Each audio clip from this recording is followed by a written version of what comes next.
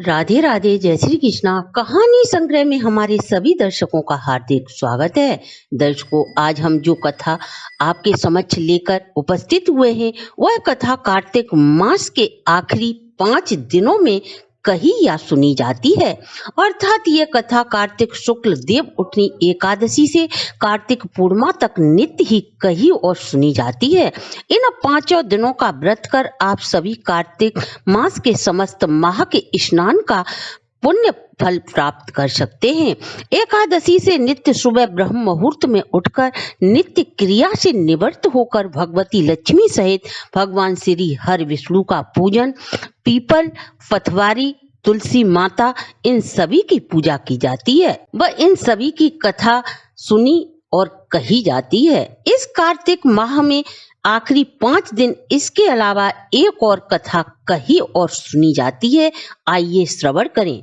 इससे पहले अगर आप हमारे चैनल पर नए हैं तो सब्सक्राइब करें, वीडियो को शेयर एंड लाइक अवश्य करें। संपूर्ण जानकारी के लिए वीडियो को अंत तक जरूर देखें। पंचवीकु की इस कथा के अनुसार एक साहूकार के बेटे की बहू नित्य सुबह कार्तिक स्नान के लिए ब्रह्म मुहूर्त में जाती, अतः वह तारे रहते ही वापस भी आ जाती, क्योंकि उसने पराये पुरुष को न देखने का व्रत संकल्प कर रखा था। उसी के राज्य में एक राजा का लड़का भी नित्य कार्तिक स्नान को उसी गंगा तट पर जाता था, तो उसे ऐसा प्रतीत होता था यहाँ मुझसे पहले भी शायद कोई स्नान कर चुका है। वह नित्य स्नान करता और सोचता, मुझसे पहले आखिर कौन इस कार्तिक स्नान के पुण्य का लाभ ले रहा है। इस तरह राजकुमार को सोचते सोचते संपूर्ण कार्तिक माह व्यतीत होने में 5 दिन शेष रह जाते हैं। एक दिन वह सोचने लगा कि आज तो मैं रोज से जल्दी स्नान को जाऊंगा, ताकि मैं उस धर्मात्मा को देख सकूं जो मुझसे पहले कार्तिक स्नान कर लेता है। यही सोचकर वह 4 बजे गंगा स्नान करने जाता है। इधर गंगा जी में साहूकार के बेटे की बहू स्नान कर रही थी, तभी उसे घोड़े की टापों की आवाज सुनाई देती है।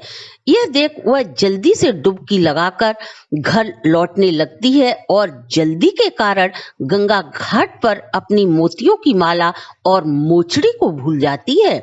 जब राजा का बेटा घाट पर पहुंचता है तो उसे वह मोतियों की माला और मोचड़ी दिखाई देती है, तो वह सोचने लगता है जिसकी यह सुंदर माला और मोचड़ी है वह अवश्य ही सुंदर होगी, अतः मुझे उसके दर्शन अवश्य ही करने होंगे। यही सोचकर वह संपूर्ण नगर में ढिंढोरा पिटवा देता है जिसकी भी ये माला और मोचड़ी है, यदि वह इन 5 दिनों में गंगा स्नान करने आएगी तो वह उसे दे देगा। जब यह बात साहूकार की बहू सुनती है तो वह राजकुमार को संदेश भिजवाती है, मैं नित्य गंगा स्नान करने जाऊंगी, परंतु राजकुमार अपने अलावा किसी व्यक्ति को साक्ष्य के रूप में बिठा दें ताकि मेरे आने का वो गवाह रहे। राजा का बेटा संदेश सुनते ही एक तोते को साक्ष्य के तौर पर पिंजड़े में बंद कर लटका देता है और स्वयं वहीं घाट पर बिछावन डाल के उसके दर्शन करने को बैठ जाता है। अगले दिन जब साहूकार के बेटे की बहू स्नान करने नदी में जाती है तो घाट पर पैर रखते ही भगवान से प्रार्थना करती है, हे कार्तिक देव, हे राय दामोदर, पंच पांडु, छठे नारायण, भीष्म राजा, मैं यहाँ स्नान करने आई हूँ, उस पापी राजकुमार को नींद आ जाए। भगवान नारायण की कृपा से राजकुमार को गहरी निद्रा आ जाती है। वह आराम से स्नान कर वापस जाने से पूर्व तोते से कहती है, तू मेरा वीर, तू मेरा साक्षी है मेरा। तब वह तोता कहता है, भला कहीं भाई भी बहन का साक्षी होता है। तब वह पुनः तोते से कहती है, हे सुबह सुबह सुबटा, गल घालूंगी हार, शाख भरिए मेरी देवर। तब तोता उससे कहता है, अच्छा भाभी, मैं तेरी शाख भरूंगा अर्थात साक्षी बनूंगा। यह कहकर वह चली आती है।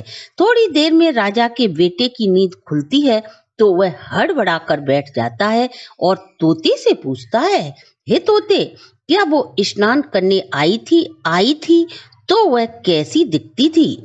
तब तोता राजकुमार से कहता है, बिजली जैसी चमक, होली जैसी झाल, केले जैसी कामिनी और गुलाब जैसा रंग, इस प्रकार उसकी सुंदरता का तोता वर्णन करता है। अब राजकुमार सोचने लगा, कल तो मैं अपनी उंगली में चीरा लगाकर बैठूंगा ताकि दर्द के कारण मुझे नींद न आए।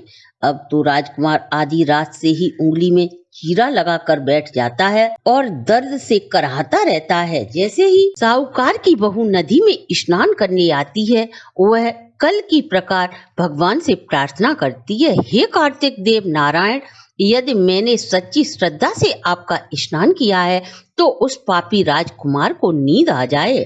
भगवान श्री हरि की कृपा से राजकुमार को नींद आ जाती है और वह स्नान कर जाते समय तोते को गवाह बना देती है। उसके जाने के बाद जब राजकुमार की नींद खुलती है तो वह तोते से पूछता है। तोता साक्षी बन जाता है। अब तो राजकुमार बोला, कल मैं आंखों में मिर्ची डालकर बैठूंगा, और वह चौथे दिन आंखों में मिर्ची डालकर बैठ जाता है और जलन के कारण हाय हाय करता रहता है। साहूकार की बेटे की बहू दामोदर भगवान से पुनः उसे सो जाने की प्रार्थना करती है और स्नान पर तोते को साक्षी बना लौट आती है। अब तो राजा का बेटा 5वें दिन कांटों की सेज लगाकर बैठता है और हाय हाय करता हुआ जागता रहता है। बहू स्नान करने आती है और इसी तरह भगवान से प्रार्थना करती है। राजकुमार भगवान की कृपा से सो जाता है। वह स्नान कर तोते को साक्षी बनाकर लौट जाती है। तब वह तोते से कहती है, उस पापी से कह देना मेरे 5 दिन पूरे हो गए, मेरी माला और मोछड़ी मुझे वापस कर दे। राजा का बेटा उठता है और रोज की भांति तोते से पूछता है, क्या वो आई थी? तब तोता राजकुमार से बोला, आई थी, अपनी माला और मोछड़ी वापस देने की बात कहकर चली गई। इस प्रकार हरि कृपा से उसका कार्तिक स्नान का संकल्प पूर्ण हो जाता है। इधर राजा के राजकुमार को कोढ़ निकल आता है। तब राजा राजवैद्य को बुलाकर दवा व उपचार कराता है, लेकिन उसे कोई लाभ नहीं होता। तब वह विद्वान ब्राह्मण को बुलाकर परामर्श लेता है। तब ब्राह्मण उसे बताता है कि इसके शरीर में किसी पतिव्रता स्त्री के शाप के कारण कोढ़ निकल आया है। राजा हाथ जोड़कर ज्योतिषाचार्यों से निदान पूछते हैं। तब ब्राह्मणों ने राजा को बताया कि राजकुमार जिस स्त्री का शाप लगा है, उसे धर्म की बहन बना के उसके नहाए हुए जल से यदि अपने शरीर को धो लेगा तो इसकी जलन समाप्त होकर इसका कोढ़ ठीक हो जाएगा। राजा ने सम्मान पूर्वक साहूकार के घर उसकी माला और मोछड़ी लेकर जाता है और कहता है, तुम्हारी बहू इसे गंगा के तट पर भूल गई थी।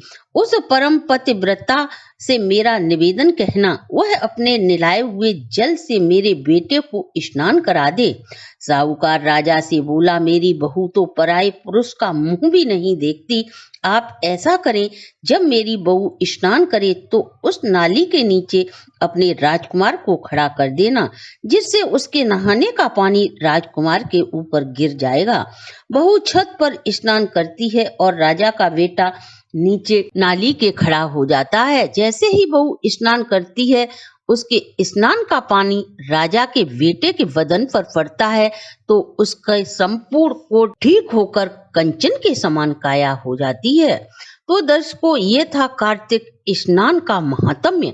हे पंचभूत देवता, जिस प्रकार आपने साहूकार की बहू का सत रखा, उसी प्रकार कहानी कहने सुनने वाले का भी रखना। कहानी कहने और सुनने वालों की सभी कामनाएं पूर्ण करना।